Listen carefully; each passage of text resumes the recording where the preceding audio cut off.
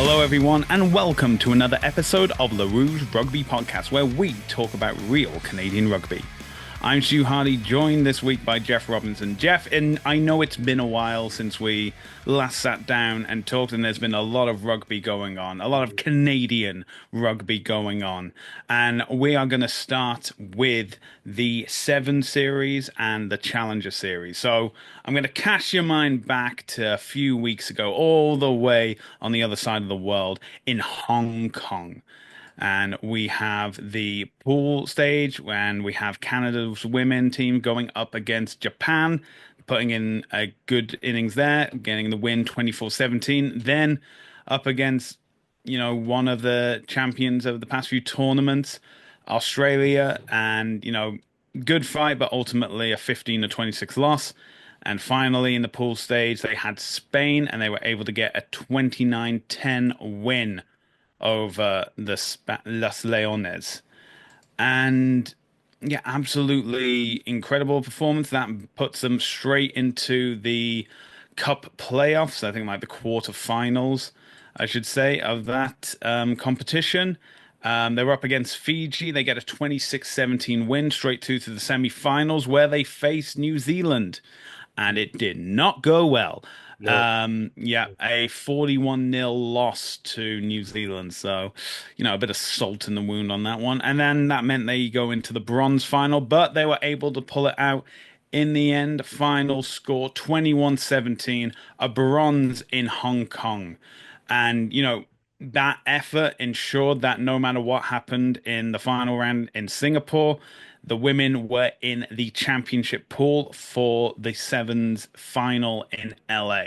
So, excellent work, job done. One tournament still to go, and you've already crossed the finish line. So that was absolutely fantastic. Obviously the 41-0 loss isn't really of like fair reflection of how Canada have been over the tournament. I mean, it is. I think it's probably safe to say that Canada are like third or fourth, depending on like who they will face in the championship pool of the best women's sevens team in the world. But it is a close battle between New Zealand and Australia of who's getting that number one spot. I mean, we will talk about the standings in a minute. But yeah, it's just been the entire tournament really has been dominated by those two teams. New Zealand picking up at this point of the Hong Kong Sevens, that was their they beat Australia in the final to claim their third gold of the series.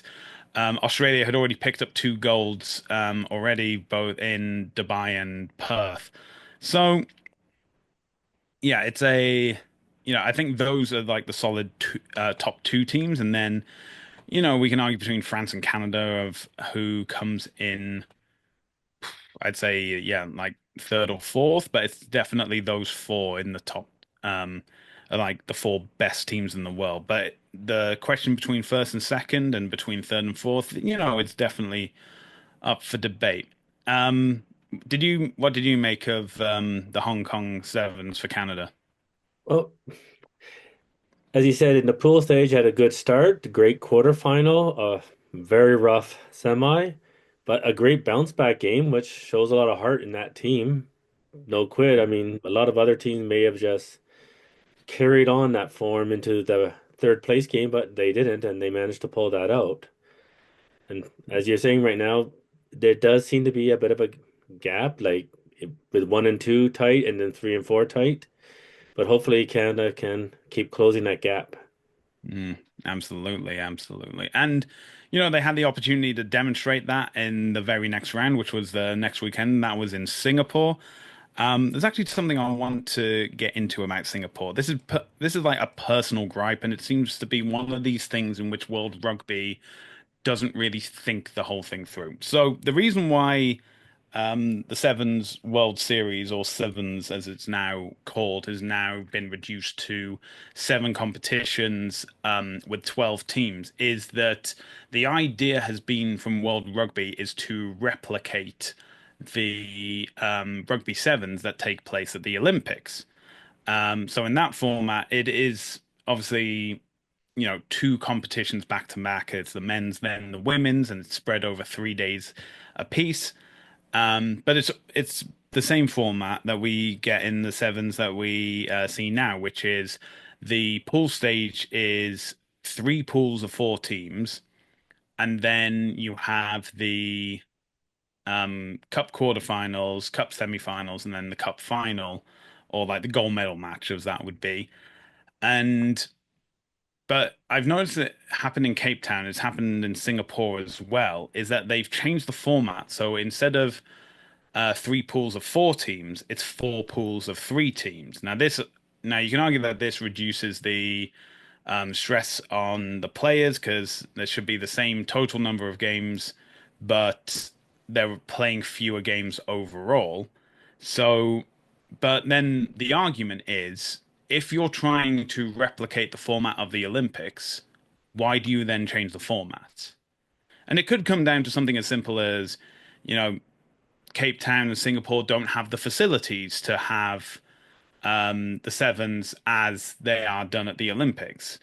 And that is perfectly valid. Not everyone has those resources available. But then if that's the question, why are these locations still hosting? And then, you know, and I think as well, and I know I'm going a little bit off topic here, but I think if you want to copy the format of the Olympics, maybe there should be looking into separating the tournaments from men's and women's because you can, if your argument is then oh, having both men's and women's at the same time crowds the arena or crowds the stadium, and we therefore have to reduce the amount of time played because we don't have the facilities for that. And then maybe we should look into splitting up men's and women's again. That's not to say that, for example, in Canada, the men's stay at BC Place and the women go back to Starlight Stadium or anything like that. It means that maybe we have one weekend where that's the men's sevens, and the next weekend is the women's sevens, and it's the same digestible format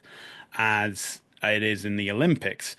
But yeah, but sorry for going off on a tangent there, but it seems to me as though if you're going against the format that you're trying to replicate, then you're not really doing the job that you're meant to set out to do. Either way, let's talk about how the Singapore Sevens went down because Canada were in the pool with Great Britain and the USA. And, it started off incredibly well. Britain, Canada were able to get the win over them, 14-5, the final score. Then came, the old rivals south of the border, the USA, and as it's been seen in the 15s game, it's replicated in the sevens as well, with Canada just standing tall at the end. Final score 31-21 to Canada. And because of the reduced pool format, it meant that Canada finished top of their pool and they go straight to the semi-finals for the Singapore Sevens, where they were up against, one of the two best women's sevens team in the world, Australia. Now, this was another heavy loss, not as bad as the 41-0 loss to New Zealand the week earlier, but still 7-45 loss to Australia. That set them up for a bronze medal match against France. This sounds quite familiar as Canada won again a 21-5 victory over the French for their second bronze medal in as many weeks and tournaments.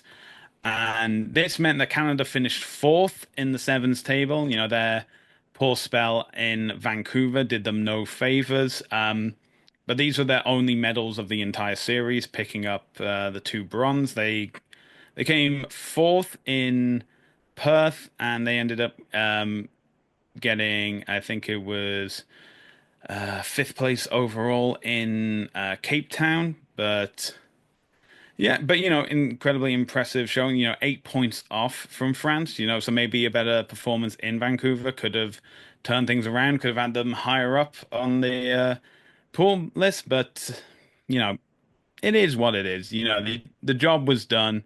Nothing to worry about. A clear 8 points ahead of Japan, who were in fifth with 64.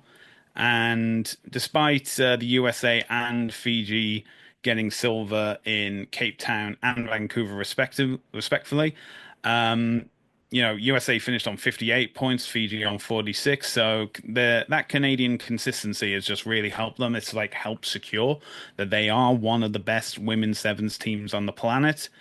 And maybe a bit off from New Zealand and Australia, but definitely challenging France. So when all eyes turn to LA, the Canadian women will be certainly looking to get into the mix for that championship. What did you make of the sevens in Singapore? Well, Singapore is kind of like repeating ourselves from Hong Kong. I mean, they again managed to bounce back from a rough quarterfinal against one of the top two teams. But as you went to with the consistency, they seem to be getting better throughout the season. Sorry, and maybe hopefully they're peaking at the right time. Back-to-back victories over France. We're probably in their heads now. They're probably going to be focusing more on trying to prove themselves against Australia and New Zealand if they come up against them again. So Yeah. back-to-back third place finishes, you can't really find much fault there, and especially when both of them result came from a bounce back game against Mm, a top nation. yeah. And as I said, they're going to be in the championship playoff when our attention turns to LA in a couple of weeks' time. But they will not be the only Canadian team taking part, as the Canadian men were in the final round of the Challenger Series in Krakow. Now, their pool game, that was the standard pool fixture of there were two pools of four teams. And in the pool, Canada faced Madagascar, they faced Japan, and they faced Portugal. Um, so the first game was a very close affair with Madagascar, 29 to 24 victory for Canada. Then followed up with Japan, who they've played against not only in the other rounds of the Challenger Series, but in that invitational tournament in BC when the Vancouver Sevens were held. That was a 40-10 win. And then up against Portugal, a team that has won the previous round of the Challenger Series and, spoiler alert, went on to win this final of the Challenger Series. But Canada got one over them, 17-10 win. That put them top of the pool. And I know we on last episode talked about how Canada would be able to get over the line pretty easily, but this absolutely secured it straight into the semifinals. No question about it. Canada were going to LA. And I think with that mentality in mind, they may have taken the foot off the gas because when you look at the results from the playoff stage, we see a couple of L's, which we're not really thrilled about. A 28-5 loss to Samoa, and then followed up with a 21-19 loss to Germany. So in the finals of the Challenger Series, Canada finished fourth. And in the table overall, Canada finished third. And so they will be in the playoff pool at the LA Sevens. So, yep, the men's team and the women's team competing. The men's team fighting for their future involvement in the World Series of Sevens.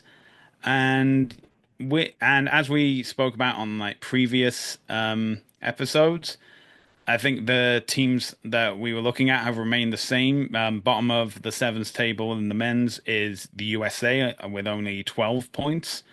Then we have Ireland on 23, Uruguay on 27, and then Kenya on 36 after their stunning performance in Singapore to pick up a silver medal. Where did that come from?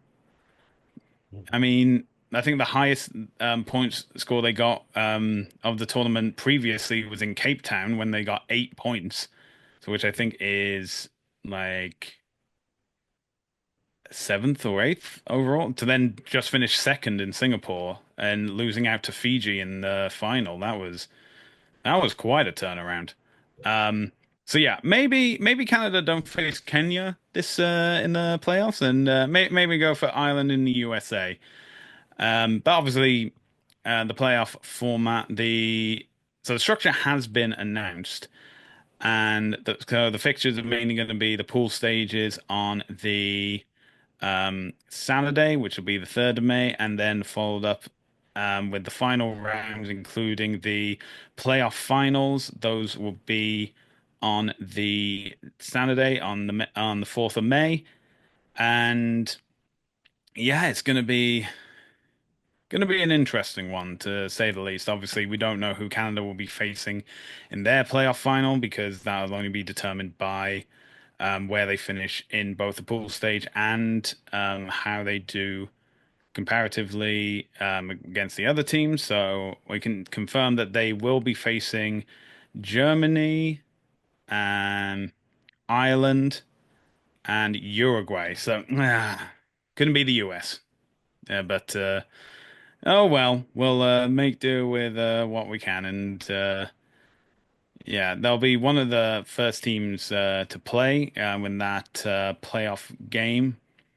Sorry, playoff series. But yeah, I really hope that Canada can string the results together, make it to the playoff finals, and secure their place in the Seven Series next year, alongside the women as well. But yeah, so we have the Canadian men facing Germany, Ireland, and Uruguay. What's your thoughts on that, Jeff? Ireland has also had a rough year too. Hmm. As you said, it's a shame we couldn't play the USA. That was, I think, maybe one of their best opportunities to pick up another win. Hmm. Uh, Germany, I believe they did beat them once in the Challenger Series, I believe, one of the Yeah, early I think it matches. was the first round. Yeah, the first time They they got the met them, bronze, and yeah. yes. And Uruguay, well, they haven't done much better than the USA, so I guess there's at least two games where they could target to win, and Hmm. definitely their Yeah. goal is going to be obviously finish first, but at least go 2-1. Yeah. Yes. Yeah, I think this is a prime opportunity for Canada to get their place back in the Seven Series, and yeah, it's certainly going to be one to watch. As I said, those games are going to be on May the 3rd and 4th, and you'll be able to watch those games on TSN, which is the home of Canadian rugby in Canada. And so now we're gonna just do a brief thing because we've talked about sevens and all that stuff. That's been all over the world. And that's been in Asia. That's been in Europe. Let's bring it back to North America as MLR is continuing on. And it was announced today that the championship match for 2025 is going to a new stadium in Rhode Island. And when I say new stadium, I mean a brand new stadium, Centerville Bank Stadium. It hasn't even opened yet, and it's going to be the future home of I believe it is the Rhode Island FC, part of the USL Championship. It's going to be a 10,000 plus seater stadium, so 10.5 to 11,000. And yeah, it's anticipated to open on May the 3rd, so next weekend as well. Um, but yeah, it's been designed. It's one of these small soccer stadiums that have sprung up as soccer has spread in um, North America and especially in the United States. So I think it's going to be a pretty interesting. So it's all from what I've seen on pictures, it's also right on the waterfront as well, which I think will be a fantastic backdrop for the game as well. Um, because it is a soccer stadium, I think like the tri zone is going to be much narrower than say other locations such as Sabercat Stadium, for example. But you make do with what you can and what you have available to you. It's interesting that they're going to a brand new location. I mean, we've previously had the home ground of the Chicago Hounds. We've had San Diego, I yeah, believe. yeah, we've had Snapdragon Stadium in San Diego last year. So to go to a brand new stadium overall is pretty interesting. Um, And as I said, the capacity of the stadium is, I think, at most 11,000. So it's not going to set a record crowd like it has for the past couple of years. But I think having um, selling out a 10 to 11,000 seater stadium is going to look and sound a lot better than 12,000 in a 25,000 seater stadium.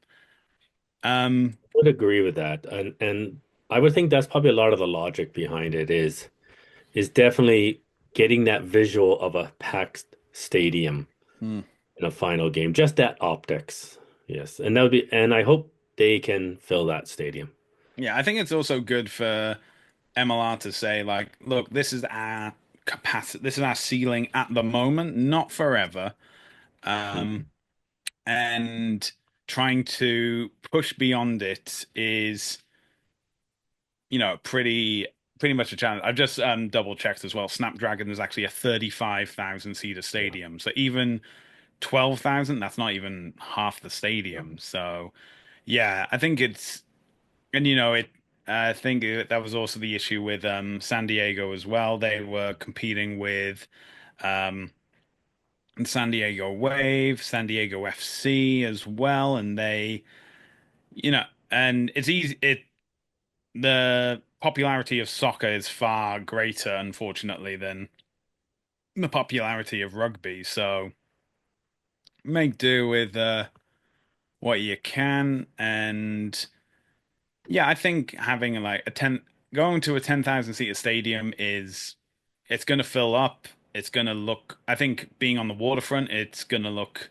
fantastic when you're there. Would you be interested in going, Jeff? Well, I would love to go. I'm not sure that would fit my schedule right now, Hmm. but I also wonder, will the MLR be the opening act for that stadium? That is very, very possible. I mean, it is the going to be the home ground of Rhode Island FC. I believe it's potentially also going to be the future ground of the Boston Banshees, and because they're currently playing at Veterans Memorial Stadium, which is the same ground as New England Free Jacks, but that is a capacity of 5,000. Yeah. And if especially after the Women's World Cup that takes place later this year, maybe there's going to be a surge of interest in women's rugby, and when women's elite rugby returns for their second season, maybe they'll need to fulfill that capacity.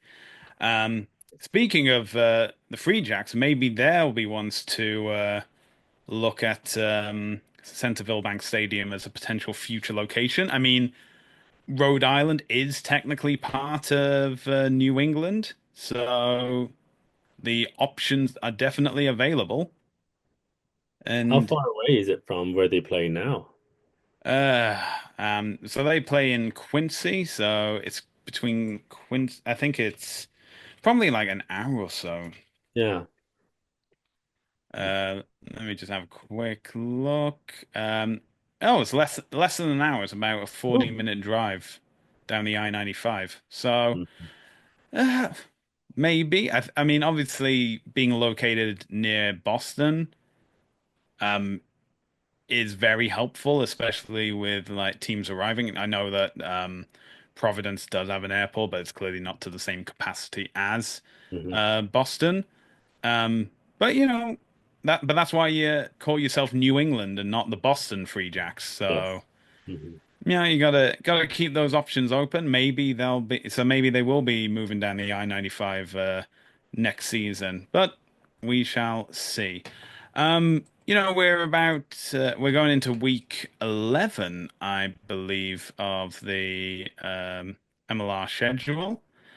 Um, and Jeff, what have you identified that has been going on the past few weeks? Well, first off, I think I will go with the injury update for Canadians, if that's okay. Yeah, go ahead. Sadly, Connor Young is done for the season. Huge loss for LA and for Canada, to be honest. He was probably our starting tight head for this summer. Mm, that's a huge loss. And right now, looking at the prop situation with sadly Sears Duru not getting much game time, Cole Keith not getting much game time right now, Pryor as well. We're definitely undercooked for the in the prop Mm. situation. I mean, Cali Martinez has been playing well, but he can only play one position at a time. Yeah, So, that's true.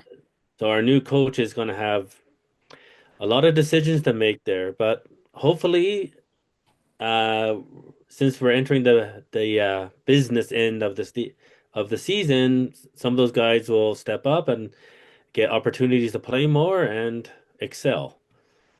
Uh, Other injury update. Well, this is on the good news one. Ethan Fryer's back. He played, I Mm. believe, last night at 6, not at 7, for New England. But after 6 months off, he has made a comeback, and from what I can tell, he made it through the game all right. And congrats to him. And I hope his health is excellent and he keeps playing well. And other Canadian news for injuries, Lesage and Larson have also made comebacks. That's good. That's good to see. Good to hear. Hmm. And obviously, Hmm. massive shame for Connor Young. Yes. Yeah, obviously this is a big year for the men's Mhm. internationals coming up. The Pacific Nations Cup is going to be one of the qualifying methods, and obviously Canada is hosting that game against the USA, so you want to have like the best advantage you can, getting the guys in the right position where you need them.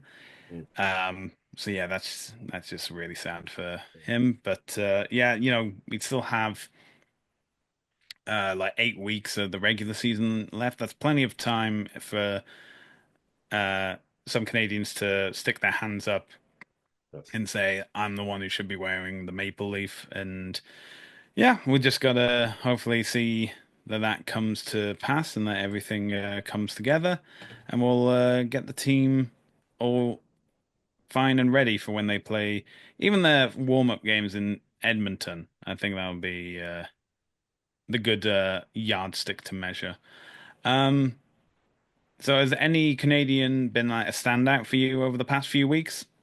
Well, mostly in the backs, the back three, especially with was it Andrew Cole, Jack Reeves coming up, Hmm.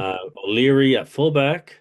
Hmm. He's they've all have been doing very well. Yeah, I also definitely. I know. In the past, we've talked about the older guys in the squad, and maybe we should be letting young guys in, but at the same time, results speak for themselves. So, yes. Mhm. Yes. Yes. And none ones in the back row, I would say Mason Flesh and Rumble have been excellent for Chicago. yeah, And they're probably two-thirds of our starting back row, no matter who from Europe gets a plane ticket. Yes. Mhm. yeah, definitely. I think obviously playing on the same team definitely helps place them all Mhm. together, and yeah, it's just going to be pretty interesting to see um, who gets picked for those summer games, and then obviously for the Pacific Nations Cup. Yeah. Um, Now, down in Australia, I believe the Shoots Shield is taking place. Have you been keeping any eyes on that? Because I heard that a couple of Canadians are making their names out there. Yes, I've been following just the results because it's hard to get any video, but uh Balaski has been starting at fly half for the Southern Districts, and he started all three games for Oh, them. all right, that's Yes. pretty good. And Sam Miller started one game at Loosehead for them. Sadly, right now they're 10th on the table out of 12 teams, but we do seem to have potentially a fly half playing fairly high level rugby and starting consistently. Hmm. So hopefully, they don't have any issues with performance or injuries, and they keep putting their hands up too. Mhm. Yeah, And yeah. Well, obviously, I think there's a lot of positives to come through. We've also, like off the field, we've also seen Rugby Canada announce that they are producing memorandums of understanding for these future high performance facilities across Canada, which will be accessible 365 days a year with planned downtime for when internationals are going on. But even still, if you're, a Canadian player who doesn't have, who's not getting picked for the national squad, you still have the opportunity to stay in a high performance environment while things are going on. And yeah, it's going to be really, I think that's a huge benefit. I think this may be the start of the tide turning in Canada's favor. So that would be really interesting once all those locations are decided and those opportunities come through. So, Jeff, we started talking about sevens. I'm going to wrap up the podcast talking about sevens as well. I don't know if you noticed this, but in India, they have set up a new rugby sevens competition called Rugby Premier League. Did you see this? I've heard about it and I've seen a little bit on the news. Yeah, But so I'm just giving you a brief overview is that this is going to be a 15-day tournament. There's going to be 34 matches. They'll feature 2 matches per night on weekdays, 3 matches per night on weekends.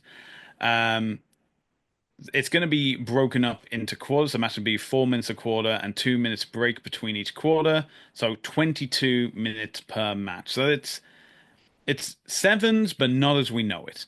mhm. It's going to be a round robin format. So 30 pool games. We'll see each team playing 10 pool matches. There'll be 2 semi-finals, a bronze medal match, and the finale for a total of 34 matches. And teams are going to play a maximum of 10 pool games and 2 playoff matches. So 12 matches over 15 days. It sounds strange. Obviously, breaking rugby into quarters is going to be an interesting approach. However, having this take place over 2 weeks, I can see it develop momentum pretty quickly, especially if it catches on with crowds in attendance. Now, all the games are going to be held in the same location, which is Mumbai Football Arena, which is a capacity of 7,000. But the reason why I'm talking about this is because there are Canadian names on the squads. So, we have of the 6 teams, there are 9 Canadians playing in 4 of the teams total. So and apologies if I butcher these names. The Bengaluru Bravehearts have 2 Canadians, Henry Kirwan and Liam Poulton. The Delhi Reds, with a Z on the end, has Canadian Thomas Richards playing.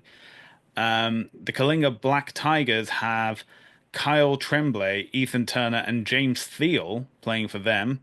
And finally, the Mumbai Dreamers have Elias Hancock, Reese James, and Briar Barron. No information on broadcast or anything along those lines. It seems to be on Star Sports and Geo Hotstar in India, but we don't know if there's going to be anything available online. Obviously, the time difference is going to play a massive factor in that as well. It may only be like highlights that we're able to get. But I we're fans of Canadian rugby, and that can be Canadian rugby wherever it is in the world, even if it is this new interesting competition in India. I've also heard rumors that if this does well, they're considering having a 15s competition format similar to MLR. And if that works, yeah, we've got a bunch of Canadians that would be interested in spending a season in India at least. So fantastic news. For sure. So Yeah, good luck to them. yeah, absolutely. Strange format, but I'm open. We're both in North America where, basketball is done into quarters, football, not soccer, gridiron football is done into quarters as well. So, I'm willing to let it have a fair shake and see how it can do. Unfortunately, like I said, don't have any broadcast information on that at the moment. But if you are looking to watch some traditional Sevens actions, we have the Seven series when it goes to LA. As we said before, that will be available on TSN. We also had the final round of the Women's Six Nations that is available on DAZN. Unfortunately, due to the passing of Pope Francis, the Italy-Wales game has been delayed to the Sunday, so there is no Super Saturday for the Women's Six Nations this year. So just keep that in mind if you're looking for three games back to back. It's unfortunately not going to happen. The Premiership in URC continues on Sportsnet Plus, and of course, you can watch any MLR games in Canada for free on the Rugby Network. And if you enjoy this episode, be sure to check out more as well as our written pieces on our website, therougerugby.ca. You can also find our podcast on Spotify. We have our YouTube channel at the Rouge Rugby. Make sure to like and subscribe and hit that bell notification to stay up to date with all our episodes. You can also find us across social media, including Facebook, Twitter, Instagram, TikTok, Threads, and Blue Sky, all at the Rouge Rugby. And Jeff, where can people find you on social media? You can find me on X at WP Rugby Jeff. And you can find me across social media at Hardman, spelled H4RDMAN. Well, that's where we're going to end this episode. Thank you for joining me, Jeff, and thank you all for joining us for another episode of the Rouge Rugby Podcast, where we talk about real Canadian rugby. We hope you can join us again next time.